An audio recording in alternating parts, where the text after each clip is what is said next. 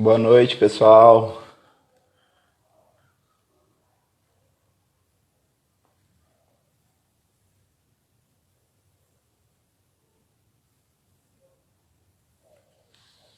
Hoje vamos ter uma noite especial com o grande campeão Carlos Honorato, grande amigo.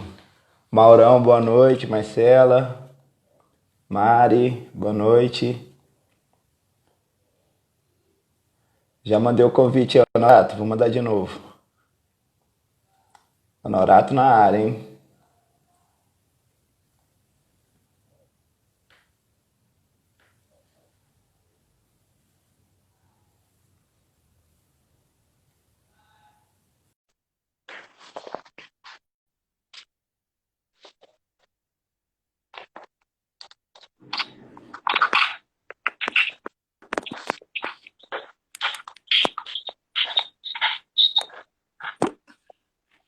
Boa Fala, noite. Honorato.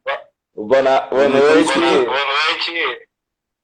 Como é que você tá, meu amigo? Tô bem, e você, Moisés? Bem, graças a Deus.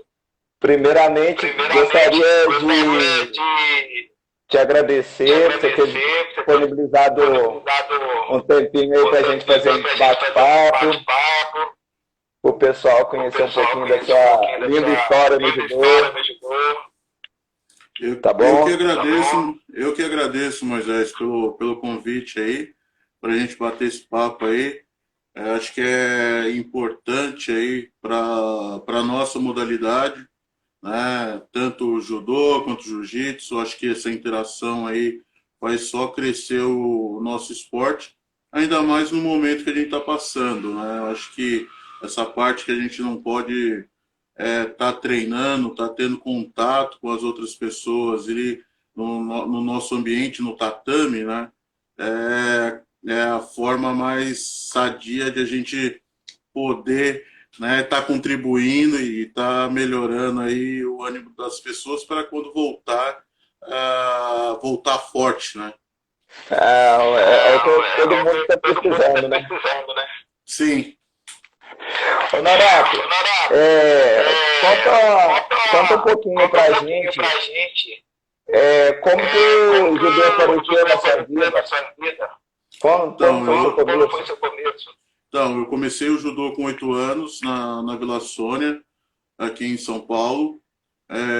Comecei porque a minha mãe não queria que eu ficasse na rua, porque o bairro onde eu morava estava indo para o lado da violência, e tinha colegas meus que já estavam nesse caminho, e ela não queria que eu ficasse tendo contato com eles, e foi nessa brincadeira aí que eu acabei entrando no judô aí, ficando até hoje. E quem foi seu primeiro professor? Meu primeiro professor foi o Luiz Shinohara e Masao Shinohara. O Luiz hoje é o coordenador técnico aí do Judô Nacional, né?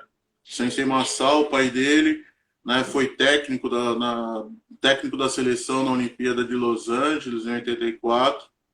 Mas eles foram os meus primeiros professores, e eu também não passei por muitos clubes também.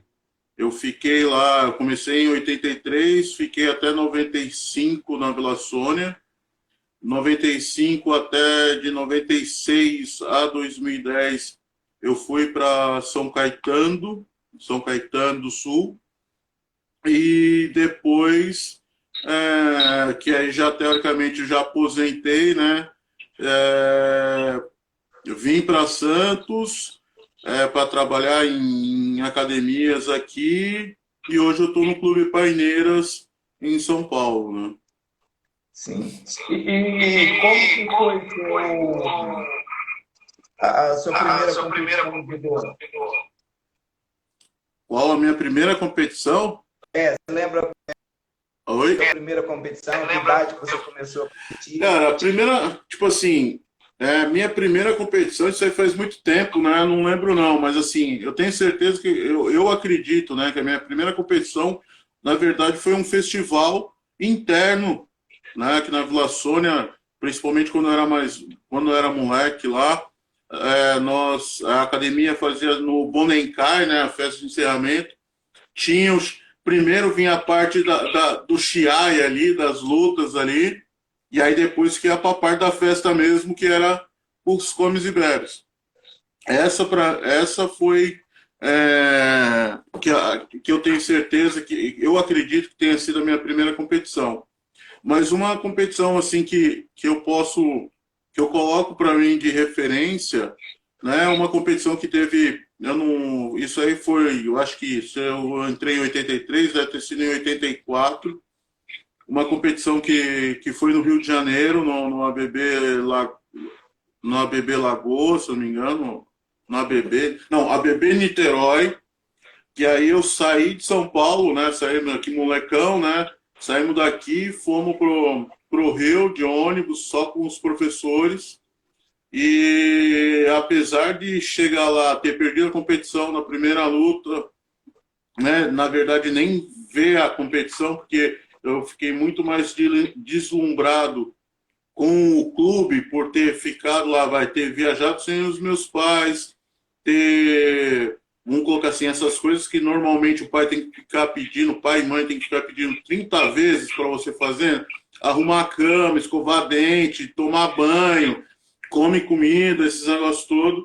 E eu acho que esse ambiente de ter viajado, né, só com os professores, faixas pretas, chegando lá sempre obedecendo, sem problema nenhum. Mas a minha volta, quando eu voltei, isso aí fez com que eu abrisse os olhos, tivesse um pensamento diferente de querer treinar mais para poder fazer essa viagem de novo, né? Fazer essa competição.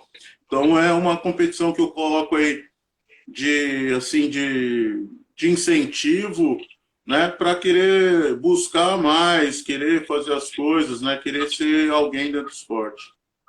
Sim. E quando você viu que levava o judô mesmo, surgiu aquela vontade de ser competidor? Então, agora são períodos diferentes, né? Antigamente, eu coloco assim, antigamente a gente competia muito mais do que os dias de hoje. Do mesmo jeito, o professor estava treinando, final de semana tinha competição, o professor te escrevia ou fazia um chiai dentro da academia lá para ver qual o atleta que ia participar. Pronto, acabou, não tinha isso muito de perguntar se você queria competir ou não. Mas assim, eu posso falar que eu acredito que tanto dentro do judô quanto dentro do Gil é demorado essa parte de competição. Né? Independente se você tem um talento nato para competir ou não, né? Cada um tem o seu tempo. Eu vou colocar assim, eu comecei com 8, eu fui começar a ter um destaque dentro do judô aos 15, 16 anos. Que é aí que eu comecei e posso falar assim, não, agora sim eu tô ganhando, né? Que eu comecei antes disso era aquela coisa de cada 10 competições que eu participava, vamos colocar 5, eu conseguia classificar em terceiro. As outras 5 eu não subia no pódio. Depois, nos meus 15 para 16 anos, das 10 competições que eu estava participando, as 10 eu já estava subindo no pódio, e aos 17 eu ficava mais na parte de cima. Então eu ficava muito mais competições sendo campeão do que sendo segundo. Né? Então, assim, hoje não é que assim, você escolheu um momento para você pegar e falar assim, não, agora eu vou ser o cara que vai para a Olimpíada. Não, as coisas foram surgindo, aparecendo, de tanto competir, é lógico. Minha família, ela é judoca, né? Minha mãe praticou, meu pai hoje ainda é árbitro de judô, meu irmão foi também da seleção brasileira, a única que nunca competiu e só fez uma aula só de judô foi a minha irmã. Mas, assim, o meu pai, não é porque o meu pai hoje era árbitro, na época ele praticava tudo, assim, era muito simples a resposta dele. Ele chegava, todas as competições que eu participava, quando eu chegava, ou se eu tinha subido no pódio, ele falava assim, opa, peraí, você ganhou desse, mas você tem que treinar mais para ele não ganhar de você. Quando eu perdia, ele pegava, apontava a parte negativa. Lembra o dia que você, em vez de você treinar direitinho, você ficou conversando, zoando, esses negócios todos?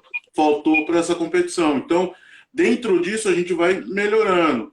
Já nos dias de hoje, além de ter um número reduzido, né, que eu acredito que tem um número reduzido de competições,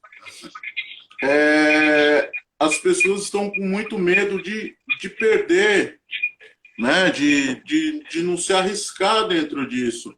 E ali é aquela coisa, se você faz o seu treino direitinho, concentrado, sem brincar, sempre tentando aprender alguma coisa a cada dia, vai chegar lá, pode ser que hoje você não ganhe, mas daqui 3 competições, 5 competições, você consiga fazer o que você vem fazendo de melhor no treino. Então é um golpe, é uma passagem, isso aí vai sair lá na frente. Não adianta você treinar hoje e querer achar que no final de semana você vai ganhar. Isso aí não vai acontecer.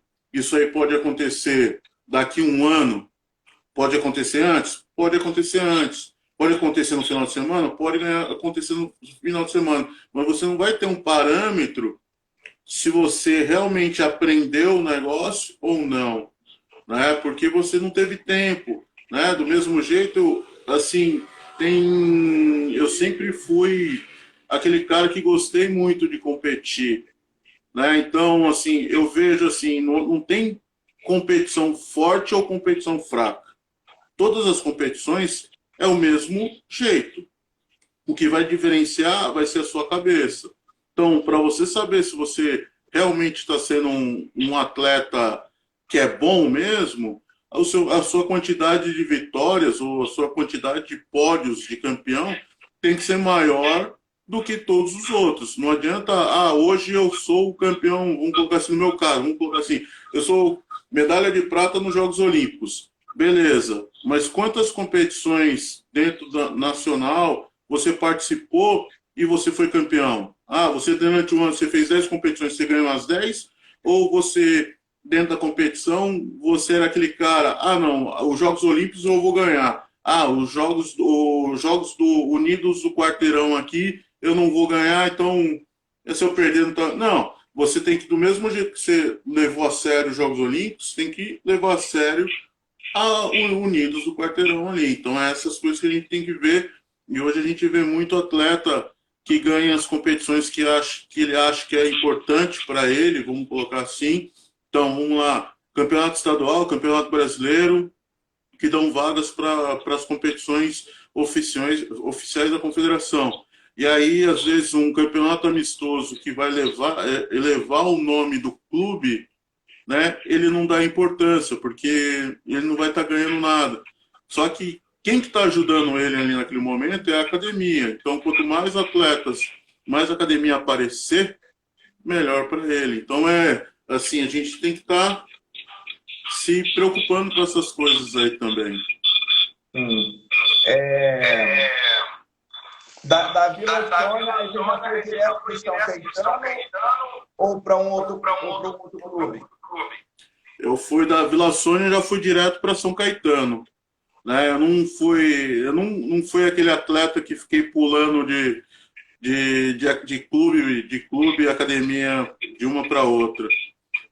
Por sinal, assim, antes de ir para São Caetano, eu tive proposta de um outro clube e eu acabei recusando porque achei que eu não estava preparado ainda no momento para estar participando daquela equipe. Né? Assim, hoje, tipo assim, mais que a gente esteja em períodos diferentes, né, eu não deixo de comparar. Né? Hoje, a gente tem muito poucas academias. Né? A gente tem muitos clubes, principalmente dentro do judô, a gente tem muitos clubes do que academia. E se a gente não valorizar onde que a gente está, né? A gente querer fortalecer, igual eu falo para muita gente, fala assim, eu quero, pô, minha cidade, minha academia não tem gente para mim treinar, tal, não sei o quê. Ela pode não ter gente para você treinar agora nesse momento, mas lá na frente ela vai ter, desde que você valorize ela. Então, eu não falo para ninguém treinar, não ir treinar em outro lugar. Você pode ir treinar. Você, pô, eu sou de Minas, ou sou de Minas e quero ir treinar em São Paulo. Às vezes não é viável para você vir para São Paulo, para você morar aqui, para fazer parte de uma equipe aqui. E sim, você ficar na sua cidade e você vir para cá, ficar uma semana, 10 dias aqui, né, treinando, aprendendo, tal, aí você volta e mostra para o pessoal da sua academia. E isso faz com que as pessoas da sua academia também cresçam junto com você, e aí você vai elevando o nome da academia, e aí a partir daqui 2 anos, vamos colocar assim, que a gente tem que pensar a longo prazo, não a curto prazo, mas vamos colocar assim, há 2 anos, você fazendo isso, você num próximo ano você já tem uma outra pessoa que está indo junto com você, e na hora que você vê, você tem várias pessoas dentro da seleção, indo ajudar você num outro treino fora, né, e a academia forte, e você faz com que a academia cresça.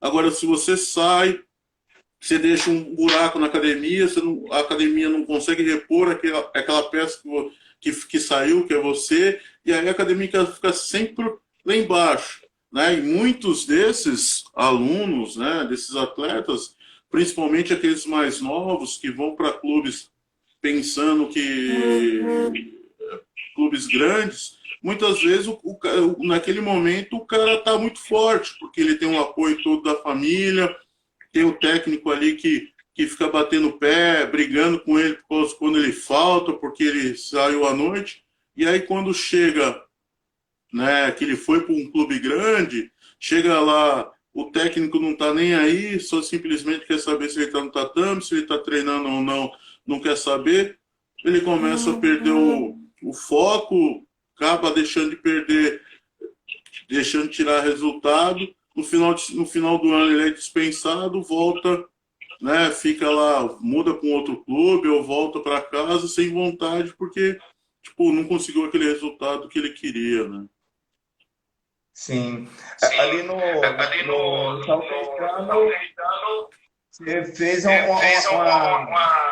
uma bela passagem ali, né? Ali tinha um de campeões ali, né? Sim, assim, eu assim, tanto a Vila Sônia quanto em São Caetano sempre teve ótimos atletas, né? Vamos colocar assim, o Aurélio, o Luiz Omura são lá da Vila Sônia, mas esses são os que são medalhistas olímpicos, mas a gente tem outros atletas que acabaram não chegando, né, a medalha olímpica, mas a nível de campeonato mundial, campeonato mundial, Luiz Shinohara participou de 2 Olimpíadas mesmo, mundial universitário, pan-americano, sul-americano.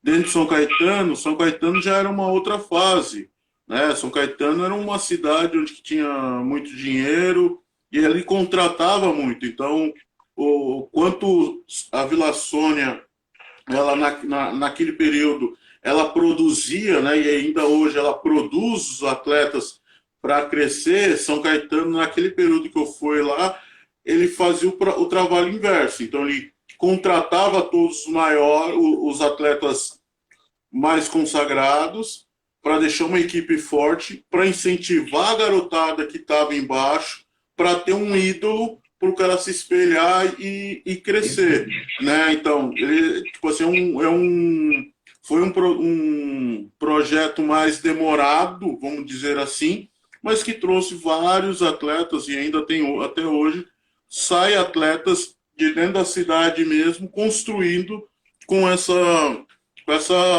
forma de trabalho que teve lá atrás. Mas é muito importante de que a gente veja, né, o espelho, né? Você tem um espelho, por isso que eu falo, esse negócio de você ficar muito tempo no mesmo clube, né, e ajudando, que a garotada que está entrando, a garotada que está vindo, ela tem um espelho para ela olhar e mirar e querer chegar lá.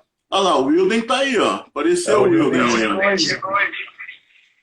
Wilden é um grande campeão. É o veterano que bate nos caras aqui no clube, aqui, cara. O Wilden é forte. E como foi o seu começo na seleção brasileira de judô? Meu começo, eu ganhei a seletiva na equipe principal. Eu ganhei a seletiva do Júnior, né? Aí eu fui campeão pan-americano e sul-americano no ano de 93. Com isso, me deram uma oportunidade de participar de um campeonato no Japão, na categoria adulta. Eu ainda não tinha feito a seletiva ainda pro adulto, mas me deram essa oportunidade. Só no ano de 94 que eu fiz realmente a seletiva no adulto e ganhei. Mesmo eu sendo, né, ainda júnior, eu ganhei no adulto e aí eu fui campeão pan-americano no ano de 94, meu último ano de júnior. Fui campeão pan-americano adulto, em cima do cara que tinha sido vice-campeão mundial, que era o Nicolas Gill, né? Então, ali foi vamos colocar assim, o ápice, e aonde que realmente, assim, a gente começa a pensar em Jogos Olímpicos, pensar numa perspectiva, né, de ficar, se fortalecer dentro de uma equipe e principal, com chance de trazer um resultado para os Jogos. Não simplesmente ganhar uma vaga na seleção e sem ganhar ter condições de trazer um resultado mais expressivo. Sim. E vamos falar um pouquinho agora de Jogos Olímpicos. O seu primeiro foi a primeira que assim, eu participei de 2 Olimpíadas lutando e uma como reserva.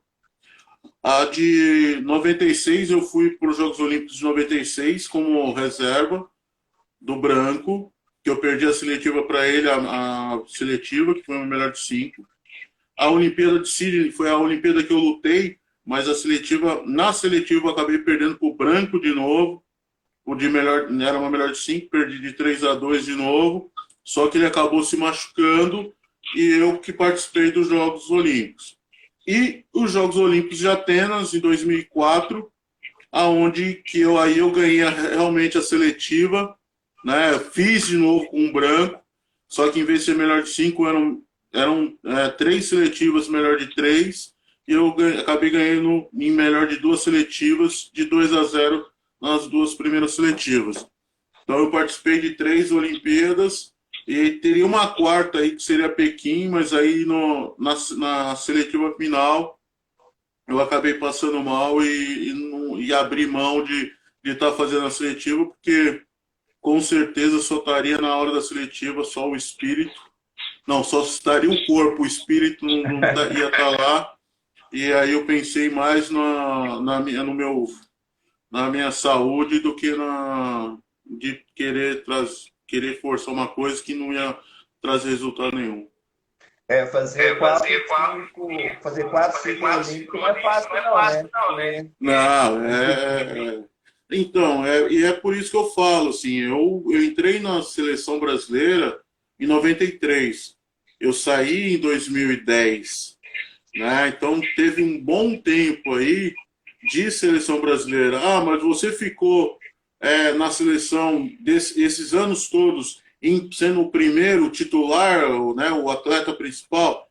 Não, dentro desse tempo todo que eu fiquei na seleção, eu era o primeiro, às vezes o segundo, eu ficava ali revezando o primeiro ou o segundo da categoria nas competições. No final, lógico, já estava ficando ali em terceiro, quarto da equipe ali para estar participando, mas esse rodízio dentro do ano, assim, eu sempre estava lá batendo lá em cima. Então, as competições nacionais, praticamente todas eu ganhava. as competições seletivas, alguma coisa assim, que é que às vezes rodava ali também, que era ser ou primeiro ou segundo. Não saía muito dessa perspectiva. Ó, quem que entrou aí? O Sabino. Ah, o Marquinho, o Sabininho. Sabininho é um dos grandes judocas do Brasil, né? Sim, e é o técnico lá de São Caetano. Hoje ele é o técnico lá, coordenador técnico lá de São Caetano lá. Tá forte, uma equipe que está renovando aí, está ficando, né, que está vindo forte aí para as competições nacionais aí. Sim. Agora conta um pouquinho para a gente da Olimpíadas de Sydney, sobre as suas lutas, foi quando você conseguiu a medalha de prata. Então, em Sydney, lá, a minha primeira luta foi com o rapaz da Indonésia.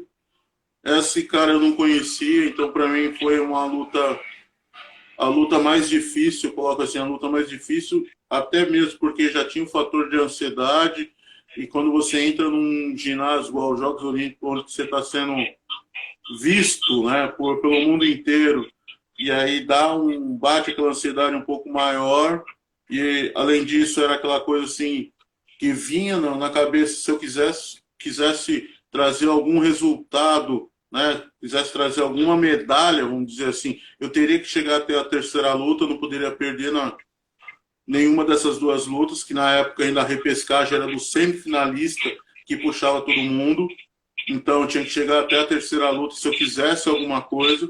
Antes disso, não teria, então, e eu não conhecia o cara, então eu falei assim, eu nem sabia que na Indonésia tinha judô, então, para mim, o cara treinava no Japão ou o cara treinava na Coreia, e isso aí seria um cara atleta muito forte, mas acabou dando tudo certo. Onde que eu fiz na época, eu podia catar na perna, já catei na perna logo de cara, consegui um vazar e acabei fazendo uma imobilização. A segunda luta eu fiz com o rapaz da Espanha, onde que eu consegui dar uma cinturada lá e jogar ele de um ultimata, né? Joguei ele de vazare. E a terceira luta foi a luta que eu fiquei conhecido mundialmente aí, pelo Ippon que eu apliquei no japonês, e aí até mesmo porque ele colocou a mão no chão e aí acabou machucando lá o cotovelo, mas a plasticidade do ultimata que eu apliquei nele foi tanta que nem eu acredito, muitas vezes até hoje não acredito que eu consegui fazer um ultimata daquele. A quarta luta para mim foi uma luta com um francês, aonde que eu joguei ele muitas vezes de Morote Seoinage, assim, na época tinha Koká e Yuko, Vazar, eu fiz tipo 134, 135, né? Se a gente colocasse, eu não joguei ele de bom, mas tipo, eu joguei uma vez de Vazar e 3 vezes de Yuko, uma porrada de vezes de Koká. Só que essa luta teve, o fator dessa luta é que no finalzinho, faltavam uns 15 segundos mais ou menos 15, 10 segundos para terminar a luta, ele conseguiu pegar no estrangulamento, né, e pegou mesmo. Eu acho que assim, acabei não desistindo, porque eu escutei o pessoal gritando, né, fazendo a contagem regressiva lá.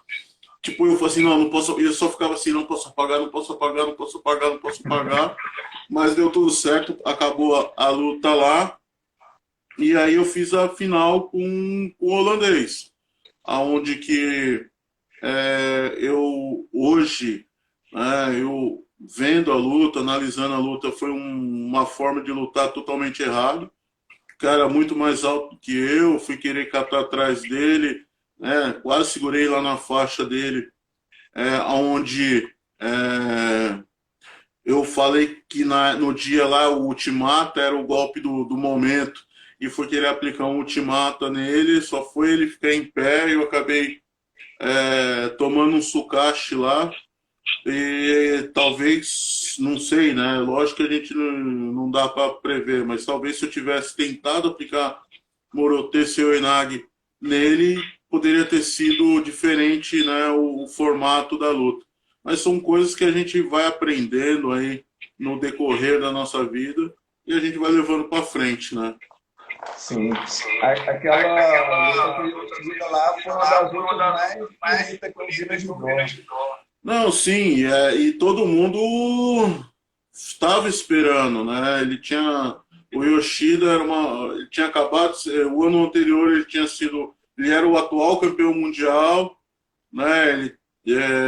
Em Atlanta ele não teve muito sucesso, que acabou tomando acho que na segunda luta dele, ele lutou com o alemão, o Spitzka, e ele acabou tomando um degatame em pé lá, já saiu com o cotovelo ruim, nem conseguiu continuar na luta lá, e aí era aquela coisa, né? Veio com sede, né, para conseguir, ainda mais que tinha sido campeão mundial, né, no ano antes. Sim. Pessoal, boa noite. Uma galera aí, ó. Sejam bem-vindos aí. O áudio tá pode bom? fazer pergunta aí, né? O pessoal pode fazer pergunta também, né? Pode. O áudio tá bom para você? Tá tranquilo. Para você tá... Não, tá legal, mas tá parecendo que tá longe do meu áudio. Ah, não, mas isso aí é a internet, cara. O que tem de live acontecendo, cara, é complicado. E agora vamos lá. Depois que encerrou esse ciclo olímpico seu, você foi trabalhar com projeto social? Sim, eu comecei aqui em Santos, um projeto social do Rogério Sampaio, tanto em Santos quanto em Cubatão, onde que eu aprendi, né? Posso falar que eu aprendi a dar aula. Dava aula no projeto e dava aula no colégio particular. E aí, assim, para mim no começo foi difícil, porque o meu parâmetro de professor era o meu parâmetro como que eu tinha do judô que eu aprendi, né? Então, até eu ter o tato, né, de saber como que eu posso falar com um e como eu posso falar com outro demora um pouquinho, mas hoje eu acredito que eu consiga dar uma aula legal. Ainda estou aprendendo, né, mas eu consigo dar uma aula legal. Está com microfonia. Que é isso, microfonia? Nem pergunte para mim, que eu também não sei não. Eu acho que deve ser eco, né? Isso. E como que foi essa fase de dar aula no projeto social? Cara, para mim foi muito gratificante, né?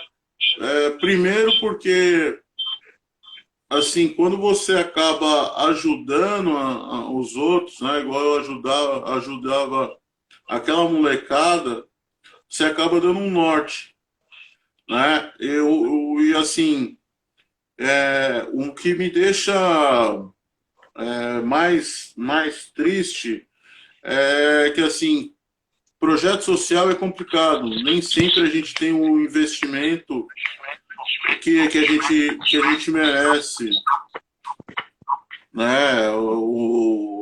A ajuda que a gente merece dos nossos governantes, das empresas privadas, e o projeto acaba não tendo continuidade, ou às vezes tem que ter pausas, e a gente sabe que essa molecada, principalmente nos dias de hoje, está muito difícil, né? A Boca, igual no projeto de Cubatão, tinha garoto que morava no meio da Boca, e o moleque ia ficar o dia todo jogando bola e ficar de aviãozinho para um outro, os caras lá, e quando você coloca, né, a mãe se compromete em catar, levar o moleque para fazer o esporte, aí tipo, o moleque não quer ir, e ela fica insistindo, e aí quando você, tipo, igual no meu caso lá, que acabou o projeto, acabou, porque não teria mais como continuar o projeto, porque não tinha verba, aí a mãe chega, faz todo um rebuliço dentro da prefeitura para ver se conseguia me manter lá, se conseguia manter o projeto, porque o filho que ela tinha que brigar, hoje ele tinha melhorado na escola, ele tinha pego, queria ir para o judô, você começa a mostrar uma coisa diferente para ele, é isso que acaba me deixando triste, né? Lógico que são coisas que acontecem, né? Mas assim, essa parte, esse contato de poder ajudar, como eu fui ajudado lá atrás, né? Eu não sou de classe alta, eu sou de classe baixa, morava na periferia, meus pais moram ainda até hoje na periferia, né? Eu também não moro, né? Não sou rico, falta dinheiro, falta o final do mês estar contando moedinha ali para terminar o mês, né? Mas a gente vai, tipo assim, quanto mais a gente pode ajudar, né? Tentar passar, né? Eu sou aquele cara que, igual eu falo, os caras têm muita gente pega e fala assim, você vai dar uma palestra ou vai conversar com a molecada, pô, você pode trazer a medalha? Eu posso. Então, eles podem ver a medalha? Eu falo assim, pode, eu cato, né? Lógico que eu vejo se o local é fechado, tudo certinho, mas assim, eu deixo a molecada, né? Todo mundo ter aquele toque, né? Porque assim, é o que vai fazer com que na hora de colocar na balança, pô, esse esporte aqui, cara, caraca, será que todos os atletas de todas as modalidades dessa forma, deixa pegar na medalha, deixa não sei o quê, né? Então o moleque vai querer ir, né? Ele quer participar, ele quer vivenciar aquilo e passar para outras pessoas. Agora quando você fica, não pode, nada a ver, fica com tipo assim, querendo dar muita distância a esse negócio, faz com que a molecada também repila, né? Que não queira, né? Então, essa coisa de igual eu levo, deixo o pessoal catar medalha, fica lá olhando, roda daqui, coloca medalha no pescoço, tira foto. Isso aí para mim me deixa muito feliz, que mostra o trabalho que eu fiz, né, o reconhecimento que eles têm por mim, né, e é um pouquinho que eu posso passar para eles, né, para fazer com que eles vejam que assim, mais que as coisas sejam difíceis, né, a gente consegue, né, conquistar tudo aquilo que a gente quer, desde que a gente acredite, né, no nosso potencial. Teve uma pergunta. Sim. Eles perguntaram quais foram suas influências no judô, suas referências. Sim, eu sempre tive como referência o Luiz Shinohara. Né? Assim, meu judô é mais uma... Assim, eu não consigo classificar meu judô. Né? Assim, eu tenho uma influência muito grande japonesa, né? Por gostar de fazer os golpes... né, eu gostava de Morotê mesmo. Meu golpe forte é o Morotê Seoinage. Né, fazer Morotê, mas tem o Ultimata, mas na época podia pegar na perna. Então tem um ladinho, né, europeu aí de catar na perna, mas em vez, não é o catar na perna igual o Morotê Gara. Eu gostava do Kataguruma, o que era de carregar, né, fazer a cambalhota com o cara nas costas. Até porque eu era um cara, né, muito explosivo, então isso aí acabava ajudando. E como eu não era um cara muito alto, era o cara ali da minha categoria, eu era um cara mais baixo, então era mais fácil de eu estar entrando embaixo dos caras. Mas assim, uma pessoa que era referência para mim era o Luiz Shinohara. Vamos colocar assim, um padrão japonês, né, da luta, mas querer ser um cara mais em pé, querer andar mais para frente, né, para poder estar jogando as pessoas aí. Teve uma pergunta aqui, eles perguntaram sobre a luta com o Branco Zanol, se era muito complicado lutar com ele. Cara, o Branco sempre foi um atleta muito forte, fiz várias seletivas com eles, e o que eu posso falar assim, tirando a seletiva de Atenas, né, que eu ganhei dele, na melhor de 3, que eram 3 seletivas, as outras competições, tudo que era melhor de 3 ou melhor de 5, eu acabei perdendo. Todas as competições que era uma luta só, eu ganhei. Né? Até mesmo seletiva. Seletiva é uma luta só, eu ganhava. Seletiva melhor de 3, eu ganhava a primeira, ou ganhava a segunda, ele ganhava as outras 2. Né? Mas era um atleta que eu acho assim, tanto eu quanto ele fizemos a categoria 90 quilos naquele período crescer muito.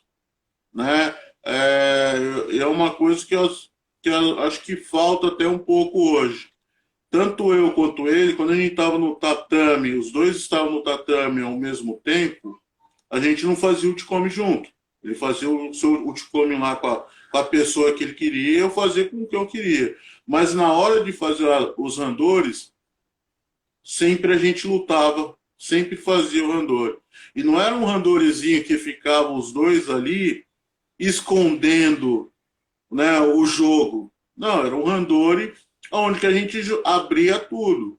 Até mesmo, né, hoje eu falo com meus atletas, abria tudo, para mim saber o que eu poderia esperar dele na hora da competição. Então eu sabia, eu vou jogar ele de Morote Seu Enag.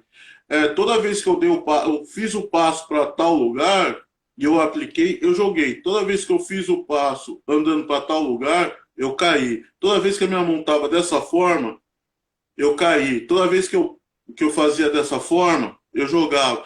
Então você tem uma consciência e você acaba sabendo realmente o que você consegue fazer. Né? Não adianta eu pegar e falar, não, o branco está ali no tatame, puta, eu não vou entrar Morotê, porque ele vai ver o golpe que eu vou fazer, tal momento. Cara, cada pessoa reage de uma forma.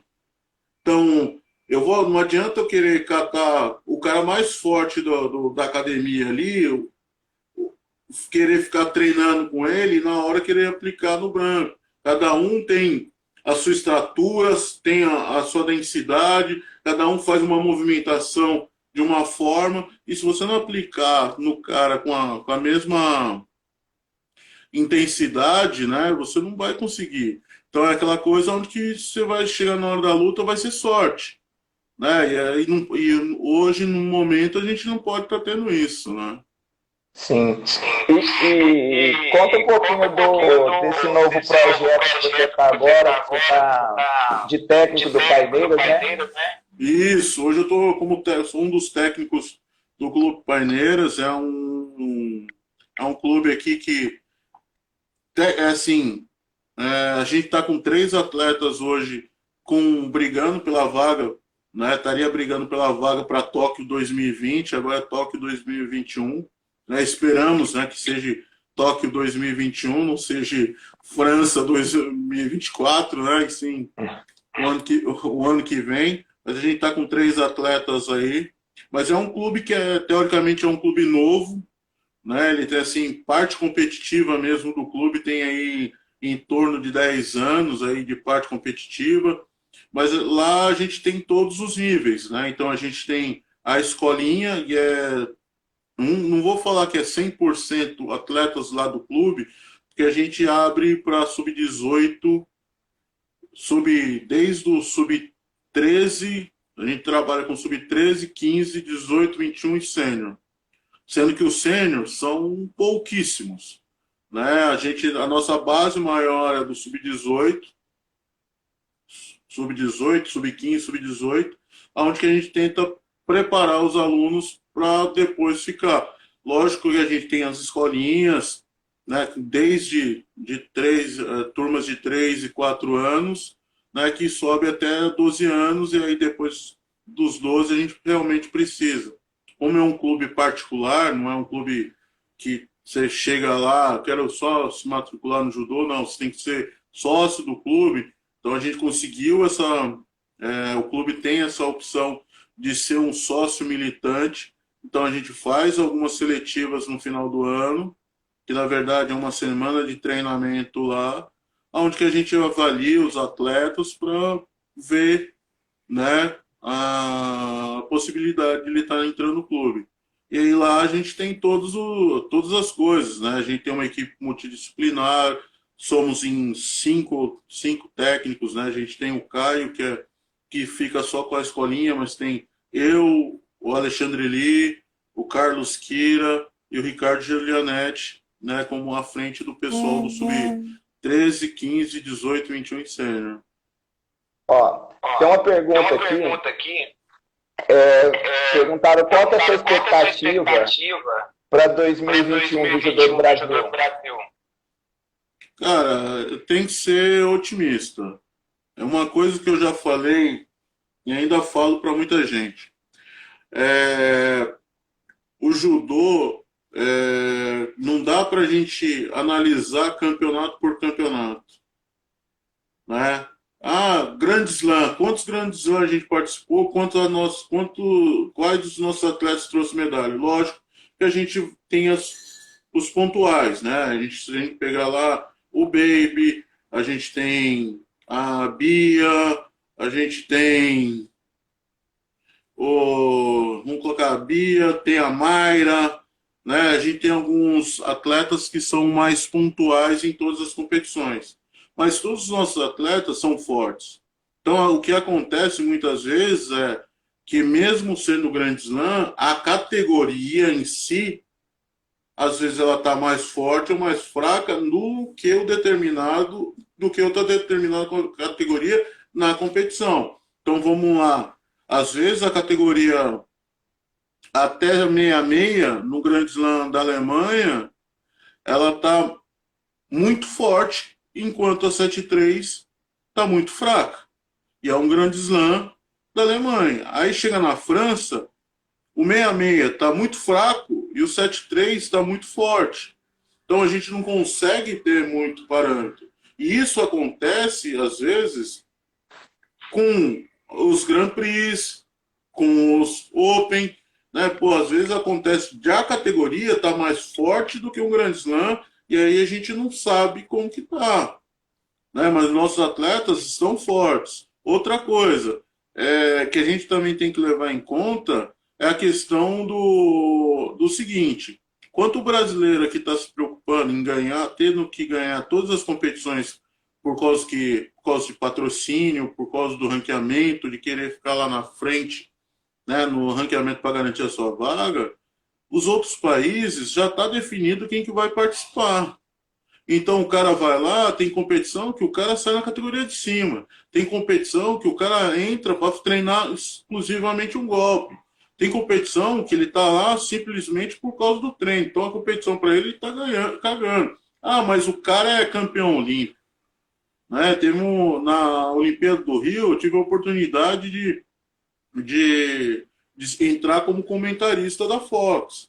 E aí a gente tem lá o scout dos atletas. E aí quando você vê lá um campeão olímpico, bicampeão olímpico, campeão mundial, tantas vezes campeão do Grand Slam, não sei da onde, a classificação dele lá em 36º. Vai lutar com o brasileiro, que é o 6º. Não, ele vai lutar com um cara fácil, porque o cara aqui é 30º do mundo. Aí o cara, o brasileiro é 6º, vai lutar com o 30º. Na hora que você cata e vê o que o cara já foi, peraí, né? Mas o cara classificou em 30º, né? Ele entrou sendo 30º, mas, ele estava classificado, dentro do país dele já estava classificado, ele só estava mantendo ali os pontos para ele entrar na classificação. Então, ele é um atleta que fez toda a periodização dele para os jogos, para chegar bem dentro dos jogos, enquanto a gente está ali, né, não tendo periodização. Você faz um monte de competição, então você tem que estar sempre no alto, e aí é onde que a gente acaba saindo perdendo. Enquanto o cara está lá só treinando e vendo, lógico, não estou falando que o cara não quer ganhar, mas o cara está mais preocupado no final do que no trajeto todo, enquanto a gente está pensando no trajeto e esquecendo do final, né? Mas a gente está com atletas bons, atletas aí que realmente têm chances de trazer o resultado. Eu acredito muito no peso pesado, tanto masculino quanto feminino, no meio pesado masculino e feminino também, né? Entre as outras categorias, 7-3, ou 7-3, a gente tá no clube a gente está com 3 atletas, né? O Rafael Buzacarini, que é no 100, que está fazendo com o Leonardo, né? Com o Guaí. Que é da categoria do TSD? Não, é até 100 quilos, é a categoria de abaixo. Uhum. Né? A gente tem o atleta direto dele é o atleta da Sojipa, né? O Iguape lá, que é o atleta da Sojipa. A gente tem o Eduardo Katsuhiro no 7-3, que aí tá brigando aí. Tem o Marcelo Contini, tem outros, e até mesmo ele em conseguir estar dentro da zona de classificação.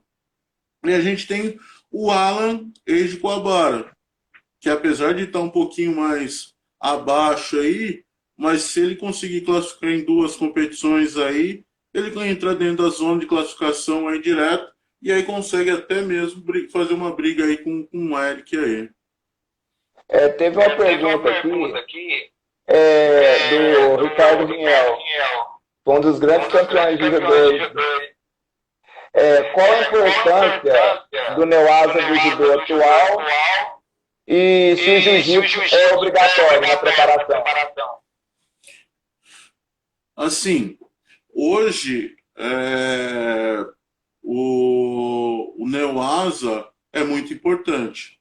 O Neoasa hoje vai fazer a diferença dentro de um combate aonde seja aquela luta muito equilibrada, né? Ou dependendo, se você pegar a categoria mais pesada, assim, onde que não tem tanta mobilidade de chão, mas assim, o mais importante do Neoasa é a sua ligação do Tachiwaza para o Neoasa. É onde que você vai ter o ganho, né? Onde que você vai conseguir fazer a transição, que é a parte mais importante, né?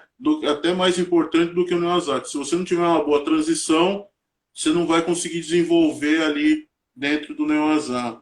Agora, essa questão do jiu-jitsu ser obrigatório no treinamento, isso eu acho assim, ele tem que ser adaptado, né? O jiu-jitsu, a estrutura da luta do jiu-jitsu é diferente da do Neoasa do judô. Tem várias passagens que consegue bater junto com o judô, mas se você não colocar teoricamente, o mesmo estímulo, né, de luta do jiu-jitsu para o judô, não vai levar. Então, vamos colocar assim, vai ser a mesma coisa do que o Neoasa quando você trabalha ele diretamente só o Neoasa.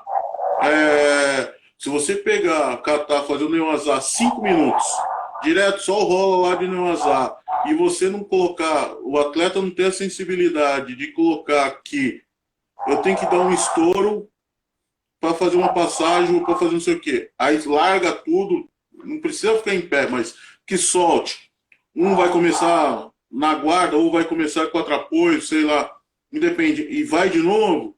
Não adianta ficar lá 5 minutos com o cara preso na perna e o cara fica ali brigando para querer soltar a perna, tal, aí vai para um lado, vai para o outro. Porque na hora da luta lá, a gente vai ter só 10 segundos, 15 segundos. Hoje no judô, os árbitros estão deixando, né, continuar. Só que é aquela coisa, é uma coisa que eu aprendi lá atrás. O árbitro, mais que ele não esteja ali na área, na hora da sua primeira luta, todo mundo sabe. Então, se você foi lá, jogou o cara, segurou no cara, fez uma passagem ou não fez, mas ganhou a luta no Neoasa, a próxima luta que você fizer, ele vai deixar você um pouquinho mais tempo. Se você ganhar mais uma, na próxima, então, ele vai subindo o tempo do Neoasa conforme você vai desenvolvendo. Né? Se você ir para o Neoasa, se não conseguiu pegar, na próxima, o cara vai pegar e vai bater o olho. Puta, ele não está fazendo nada, vamos levantar. Então, é esse dinamismo que a gente tem que pegar e levar em consideração, né? Mas assim, e é aquela coisa, a transição que tem que ser bem feita. Sim. O Sensei Luiz Raposo Ele perguntou se o que você acha, se o Ted Henry vai ganhar a próxima Olimpíada. Cara, eu acho que tem vários países aí que estão trabalhando seus atletas, né? Eu acho que para ganhar, o Ted Riner, quando ele apareceu, ele mudou a estrutura do peso pesado, né? Então isso a gente não pode pegar e não pode deixar de levar em consideração. Antigamente, os pesos pesados não eram gordos, não estou falando que eles não tinham força, mas eles eram muito mais pesados do que fortes. E o Ted Riner veio aí para mostrar que a força é o que sobressai no peso pesado. E hoje a gente está vendo aí que tem atletas, principalmente os atletas do meio pesado, né, que estão ali, né, igual, que estão ali, estão subindo para o pesado para fazer frente com ele. Lógico, aqueles que são um pouco mais longilíneos, né, que são mais magros, mais altos, que estão entrando para fazer com ele. Mas assim, igual em 2008, ele achou que ele ia ser campeão. Ele entrou para querer jogar todo mundo de pom e acabou perdendo. Né? 2012, todo mundo achou que ele ia pegar, ia dar show lá. Ele foi ganhando as lutinhas dele, de shidozinho, amarra aqui, joga ali no final. Fez o feijãozinho, vamos colocar assim, né? Em poucas palavras, fez o feijão com arroz e ganhou. 2016 foi a mesma coisa. Eu acredito que agora, para Tóquio, provavelmente seja a mesma coisa. A chance dele de ele ser campeão é muito grande, mas nada me surpreenderia se aparecesse um atleta aí e jogasse ele. Né? Se tem o cara, o Krepalek, que subiu agora, você tem, né, a gente tem japonês que ali que dá para sair, se pegar um japonês que consiga manter a mão na gola ali, dando a distância nele, ele consegue enrolar ele, mas tem que ter braço para aguentar os 4 minutos. Né? Se tem lá o israelense, que tem um sodezão lá forte. Né? Então, o japonês que ganhou dele agora, né? Então, tem vários atletas aí que são fortes aí, que têm a chance, né, de ganhar. Lógico que a proporção, né, é maior dele ser campeão do que de outros países, mas eu não ficaria surpreso. Ô Norato, já estamos chegando no final aqui. O passo é rápido demais, quando o papo é bom, passa rápido. Gostaria muito de te agradecer. Eu tenho você como um grande amigo, já esteve aqui em Uberaba. Sou um grande admirador, um grande fã. Um dos melhores livros que eu li foi o seu. Obrigado. Né? Muito bom. E gostaria de te agradecer e te parabenizar por tudo que você fez pelo judô do Brasil. E gostaria que você deixasse um recado pessoal. Bom, primeiro eu queria agradecer você, né, Moisés, pelo convite. Eu acho que o que você faz aí em Uberaba, na sua academia, é um excelente trabalho. Você está de parabéns. Espero poder ir em Uberaba mais vezes aí, principalmente quando der um tempo, né, e passar essa pandemia aí. Né? Mas eu acho que o mais importante para todos aí, tem vários professores, tem vários atletas que passaram aí, é acreditar, né, no trabalho deles, né, confiar. Eu acho que está sendo um momento difícil para todos nós, que a gente está tentando se reinventar aí, para passar treino para os nossos atletas, para tentar manter os nossos atletas motivados para essa nossa volta aí. Mas o mais importante é acreditar, que quando acabar tudo isso, a gente vai estar muito mais forte, né? Falta E muito, muito